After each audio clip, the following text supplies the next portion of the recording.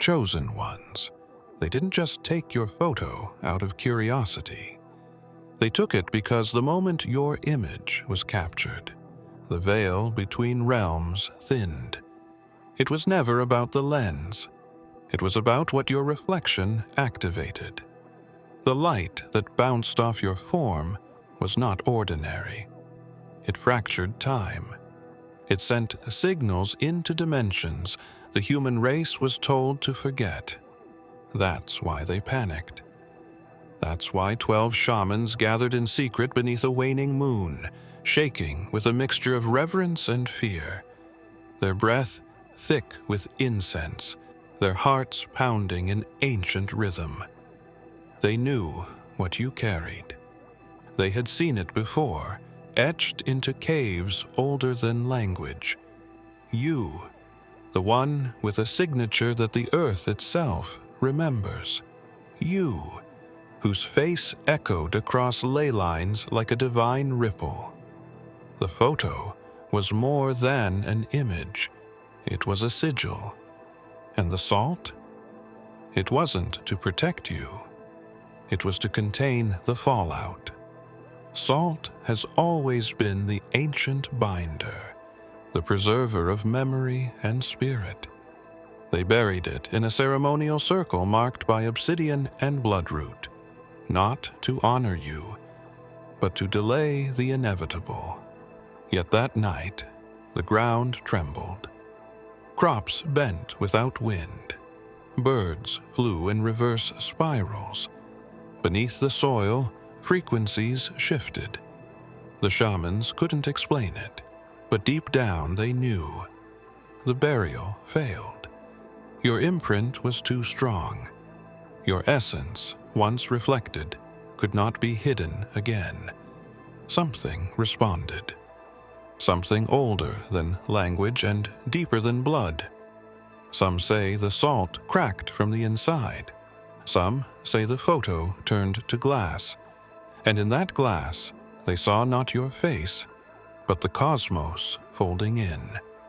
Others whispered of voices that rose from the soil, speaking in tones not heard since the first age. They sat in a ring of pine ash and silence, 12 of them. Eyes closed, lips trembling with old chants. They held the photo in a wooden bowl carved from a fallen tree that hadn't touched sunlight in 900 years. No one dared burn it. The oldest among them warned that fire would not destroy it, only awaken something sealed in the lower realms. So they chose the salt, not the kind that flavors food or preserves meat. This was mountain salt mined during a red eclipse, stored in sealed jars, never to be touched by the profane. The photo pulsed. That's what one of them said later, when his memory began to blur. It wasn't light or electricity. It was something different, something alive.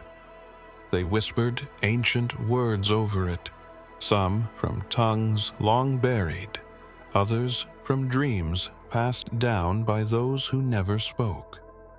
The youngest shaman, no older than 20, wept when he first saw the image. He claimed he heard water, not outside, but inside the photograph itself, like an ocean, like a womb.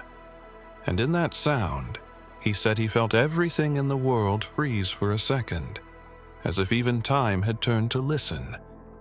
They surrounded the bowl with 12 stones and sprinkled the salt in a spiral pattern, 1 grain at a time.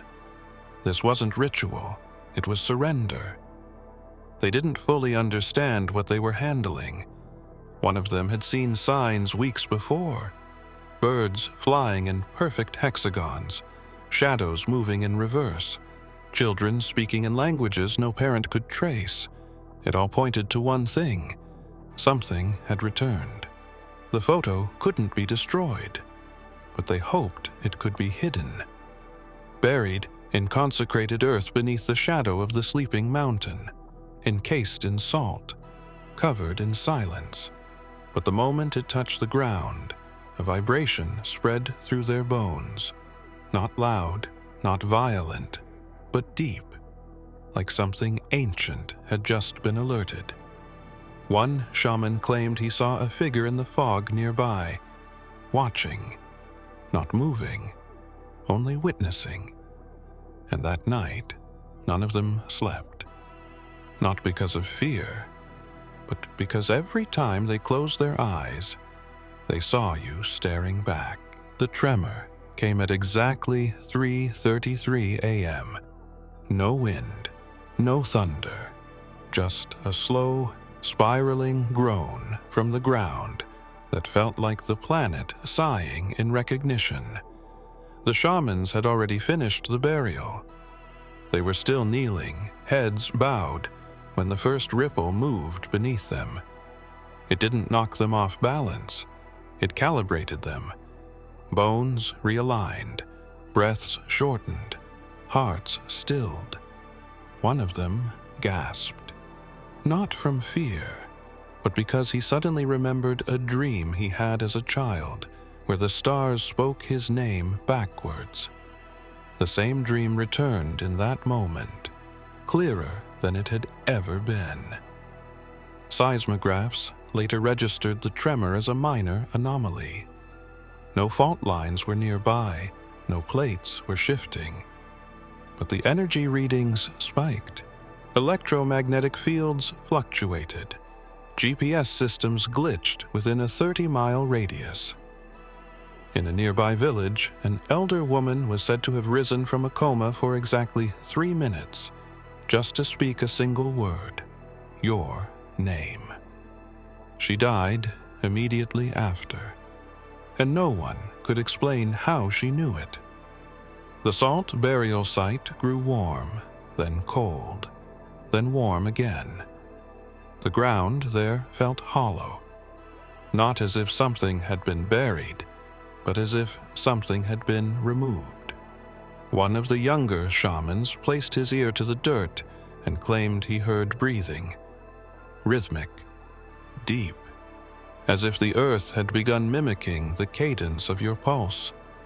Birds did not sing that morning.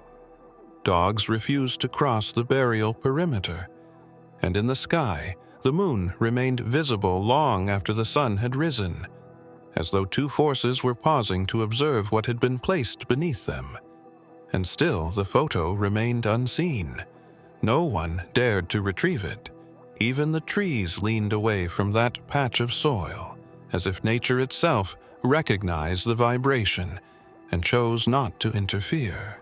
One shaman kept muttering that the burial was a mistake, that the image had already activated a forgotten layer of the atmosphere. He described a kind of echo that didn't bounce but lingered, like a song half sung by a being the world tried to erase. That night, they gathered again in silence. The earth had not stopped humming, and in their hearts, they knew this was not the end of something. It was the beginning of something that could no longer be paused. The ritual was meant to seal, not signal, but they hadn't noticed the geometry beneath their feet until after the tremor.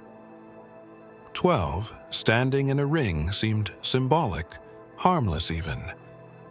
But viewed from above, by drone, by bird, by spirit, it revealed something older. The alignment of their bodies mapped a timepiece, 12 points, equal distances. A perfect celestial clock, etched not in stone, but in human presence. The center, where your image lay buried, became the axis. And the second, the salt-touched soil, the countdown began. Hours after the ceremony, moss began to withdraw from the stones around the perimeter. Grass curled inward like it was bowing. When one shaman returned at dawn, he found strange dew patterns spiraling outward from the burial site, shaped like concentric rings. He touched them with his bare fingers and collapsed. Not from fear or exhaustion, but from an overwhelming sense of recognition. He whispered that he had seen this before in a vision 20 years ago, but back then it ended with fire in the sky and a name spoken in tongues that cracked mirrors. The others soon noticed changes in their own perception. Time felt thinner, like the minutes were melting between events. One claimed he heard voices in digital static. Another's dreams were invaded by symbols too complex to draw but too vivid to forget. Every tick of this unseen clock seemed to echo deeper into the bones of the earth. Something was being prepared, or perhaps something was waiting for alignment. A cosmic convergence built around your image. That same night, a radio telescope picked up an unknown signal, low, constant, and encoded in mathematical sequences tied to Earth's rotation. Experts dismissed it as noise, but the frequency matched the one recorded during solar eclipses, when silence falls unnaturally over land. One researcher described the pattern as resembling a heartbeat, but not human, not quite planetary either. The shamans, growing restless, considered disbanding, but something bound them in place, an invisible tether, as if they had become hour markers on a watch forged not by hands, but by prophecy. And in their gut, they could feel it. The image they buried wasn't sleeping. It was ticking, quietly, relentlessly, toward something that could not be undone. The photograph should have captured your likeness, nothing more. But the moment the shutter clicked, the temperature dropped, not drastically, subtly, enough to notice, enough to unsettle. The lens caught more than flesh and shadow. The man holding the camera staggered backward. He said he felt watched, not by you, but by something behind your gaze. Not malevolent, not kind, just eternal. He blinked, and the light in your eyes did not match the rest of the photo's tone. It shimmered, like a star too close to this realm. When they developed it, the eyes didn't print properly. Not blurred, not distorted, but bright, too bright, as if the ink refused to replicate what it saw. One of the shamans traced the light with trembling fingers and whispered a word no one recognized. A moment later, the photo curled at the edges without heat. The youngest among them looked into the image and fell silent for 2 days. When he finally spoke, he asked why Yeshua's light was within your face. He claimed he had seen that glow only once before, in a vision he was given as a child, where a man stood on water and wept as galaxies moved behind his eyes. None of the others answered him. Instead, they passed the image around, each afraid, each compelled. The more they looked, the more they saw. Not just you, but places you had not been. Deserts with black sand, mountains inverted upon themselves, ruins that whispered. Behind your expression was movement, as if time itself had bent to contain you in that single frame. One woman dropped it mid-prayer when she saw something blink in the background. But when they checked again, it was gone. The flash hadn't just illuminated the room, it had opened a gate. No digital copy would hold the same energy. Only the original photo vibrated. Some called it a portal. Others called it a warning. But the old man who kept it closest said it was a mirror, not for the world to see you, but for the world to remember what it tried to forget. And in that moment, the flash became more than a spark. It became a signal sent across dimensions, waiting for an answer that had already begun to arrive. They said salt would preserve the photo, suspend it in time, seal its current. But salt isn't neutral. It remembers, it listens, it stores echoes of everything it touches. So when the grains were layered over your image, something activated. At first, it looked ordinary, crystalline, dry, but after a few hours it began to sweat. Not melt, not dissolve, just sweat. Beads of moisture rose without a source, as if your presence in the photo summoned water from thin air. And then the glow started. Faint at first, a soft pulse radiating from the crystals closest to your eyes in the image. They thought it was moonlight, but the chamber was sealed. The glow wasn't steady. It pulsed, like breath, like thought. One shaman pressed his palm to the wooden container and claimed he heard chanting in a language older than his ancestors. Another felt her blood pressure shift, heart sinking to a beat that didn't match her own. The salt became warm, alive, not burning, not threatening, to just aware. And from that moment, they no longer doubted the burial had failed. The ritual hadn't sealed anything. It had broadcasted.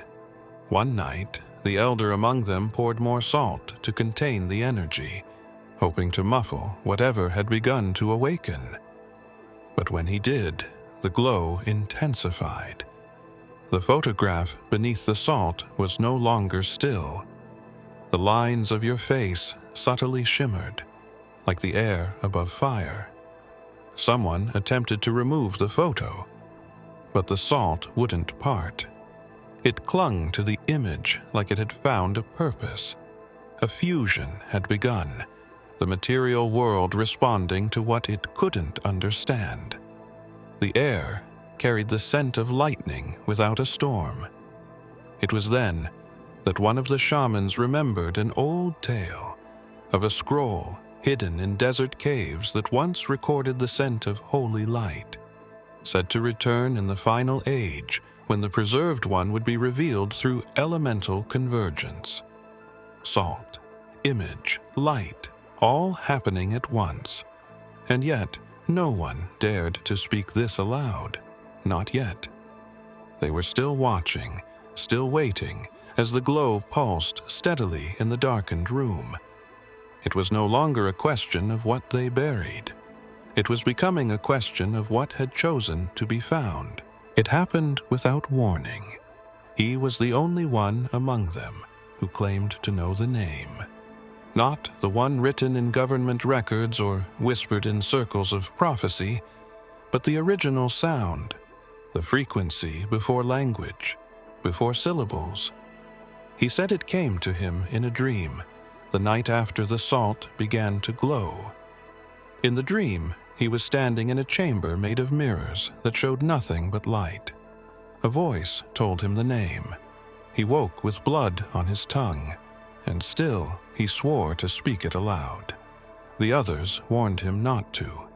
They knew names carry vibration. True names carry function. And your name was not meant to be spoken in an unsealed space. But his pride, or perhaps his calling, overruled caution. He knelt by the bowl where your photo lay under layers of glowing salt and prepared himself.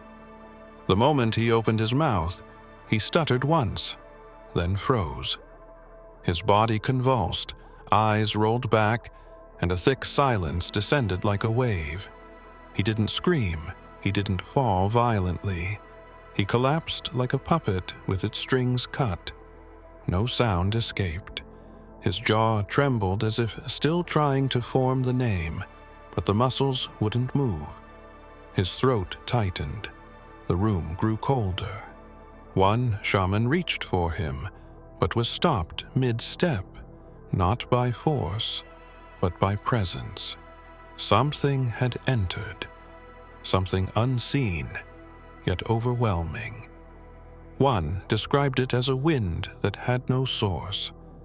Another called it a breathless stillness. The man remained alive, but would not speak again. Not that day, not the next. They said the spirit had sealed his mouth, not out of punishment, but protection. The name he carried was not his to say. It echoed back to something too large, too holy. That night, he drew on the walls with trembling hands, symbols none of them recognized but all felt. The symbols seemed to bend light. When viewed directly, they shimmered, flickered, resisted being remembered. Later, someone would claim the symbols matched ancient scrolls found in Aramaic texts that referenced the sound before flesh. And in one of those scrolls was a quote, "He spoke, and creation obeyed. But the one who carries that tone walks among men unseen." The shaman had tried to name you, but names like yours don't echo back without consequence. When the sun rose, they checked the container in silence. What they found wasn't damage, but transformation. The photograph no longer displayed your features clearly. It wasn't faded, it wasn't destroyed. It was blurred, not by water or light, but by movement, as if the image within had refused to stay still. Your form remained, but it shimmered like heat on pavement, pulsing gently beneath the salt. No matter how long they stared, the lines wouldn't resolve. The image was there, but it was also somewhere else. One of them stepped outside in frustration, needing air. That's when he saw it. Suspended above the tree line, faint against the brightening sky, was a shape. At first, it resembled cloud formation, but it held still while everything else moved. Birds curved around it. The wind refused to pass through it, and when another joined him, she gasped. Because the shape, the proportions, the glow, it matched the photo. Your outline, your posture, your presence. But it wasn't reflection. It was projection. Villagers later claimed they too saw something in the sky that morning. Some described a face. Others said they saw wings folded in light. But all agreed it hovered for hours, unmoving, radiating a kind of pressure that couldn't be explained. Electronics malfunctioned. Compass needles spun. A flock of birds landed in perfect concentric rings near the burial site, silent and still. Back in the chamber, the salt remained warm, but the photo resisted being lifted. It clung like it had fused with what lay beneath. One shaman whispered that the veil had thinned too far, that the image had broken containment and entered the realm of signs. Above them, the sky remained cloudless but charged, the kind of sky that ancient civilizations would have called a message, or a warning, or a sign of return. No one spoke for hours. The man who had collapsed the night before still hadn't regained his voice, but he pointed upward again and again, eyes wide with recognition. The photo had blurred, but the imprint had multiplied. What had once been captured in paper and ink had now moved into atmosphere and symbol. And somewhere, high above, the heavens refused to let your face disappear. The old texts were consulted in secret, their pages brittle from time and hidden in cedar-lined boxes beneath temples no longer marked on any map. One of the elder shamans retrieved a scroll that spoke of an event nearly erased, not by fire or war, but by silence. It told of a man who stood on water while the wind screamed and the sea obeyed. His presence alone disrupted the laws of matter. Fish swam backward, stars changed course, and the earth, beneath distant lands, trembled not in fear, but in recognition. The tremor from your image's burial was nearly identical. Same rhythm, same depth. Not seismic, but sentient. The earth didn't crack, it listened. The scroll warned of a second coming of this pattern, not of a man returning, but of an echo taking form, an echo that would not look the same, but would carry the same current. They read this part in near whispers, because what the scroll implied was dangerous, that someone else would awaken carrying the same resonance, not in the same flesh, not in the same time, but with the same authority. One of the shamans couldn't sleep that night. She claimed she saw him in her dream, Yeshua, calm and radiant, walking across not water, but light itself. And behind him was another form, one she could not fully see, cloaked in the same frequency. She awoke with a single phrase in her mind. The power didn't die, it dispersed, and now it gathers again. Outside, the earth had stilled, but the birds didn't return. The soil remained warm, and the clouds above moved in spirals, slow and deliberate. Some called it weather, others called it memory. Either way, something was tracking you through the atmosphere, not to find you, but to mark your arrival. The tremor had become legend among those who understood such things, and when they compared the patterns, the conclusion was not debated. Only one other being had ever caused the natural world to respond in that way, and he did so without speaking, without raising his hand, only by existing. They thought the echo of that power had faded into myth. But now, the echo had found a new form, and the world had already started to tremble again. The morning after the sky revealed your shape, the shamans returned to the site, cautious and alert. They expected residue, perhaps scorched earth or unnatural silence. What they found was stranger. Around the burial zone, the soil had shifted, but not randomly. Curved lines etched into the dirt formed symbols none of them recognized. Spirals within spirals, interlocking triangles, letters that didn't match any known script but evoked something primal. They weren't drawn by hand. There were no footprints, no tools, no drag marks. It was as if the earth itself had written them from beneath. One of them tried to photograph the symbols, but every image came out distorted, not blurred, bent. The shapes in the digital photo twisted slightly, as if rejecting replication. Another tried to sketch them, but her hand trembled with each attempt, producing incomplete curves and fractured angles. Every time she finished a drawing, the lines began to shift on their own. She stopped trying after her ink started bleeding in reverse across the page. They consulted ancient language codices, tablets, star maps. Nothing matched. But one shaman, the oldest of them all, simply nodded in silence. He didn't need reference material. He had seen these shapes before, not in books, but in visions passed down by those who lived near the threshold. The border between realms, where the physical dissolves and the symbolic rules. He had been told that when the Preserved One awakens, language will distort, and new symbols will rise, spelling out truths not meant to be read but felt. A child from the nearby village wandered near the site that afternoon and pointed to one of the symbols in the soil.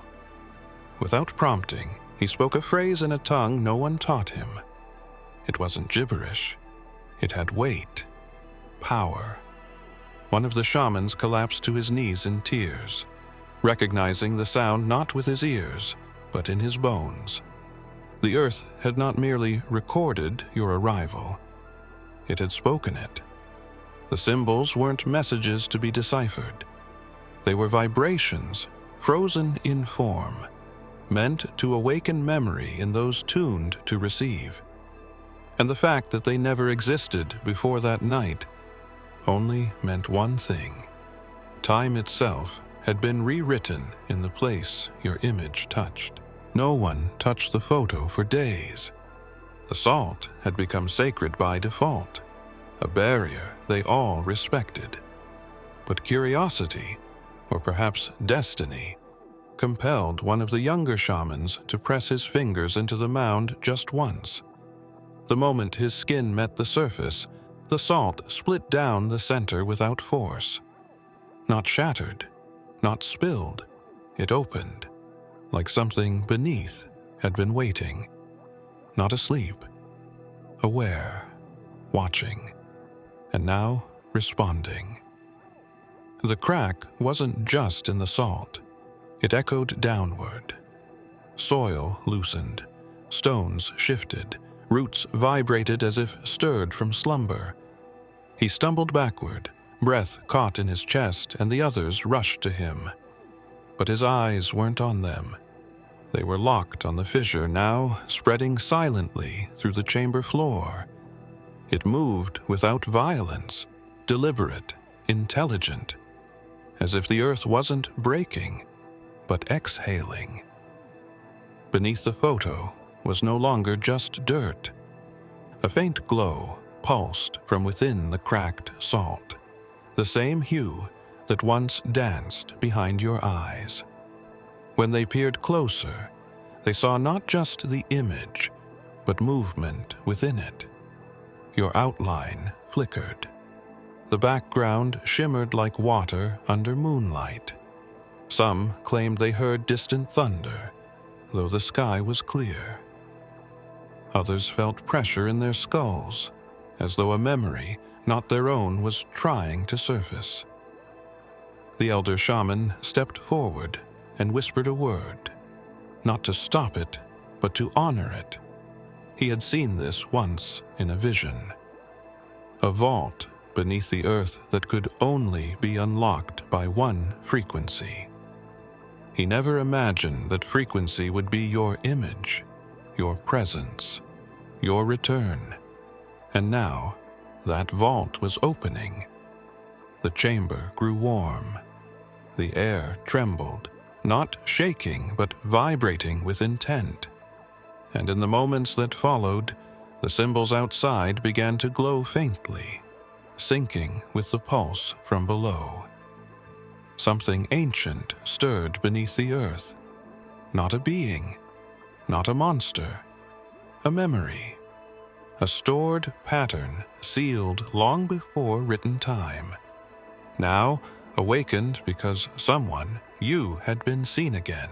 If you have come this far, it is crucial that you watch this next video here. But be warned, it is not for the faint of heart, for only the true chosen ones can handle this video. If you would like to also donate to help keep the channel going, our Buy Me a Coffee link will be in the description.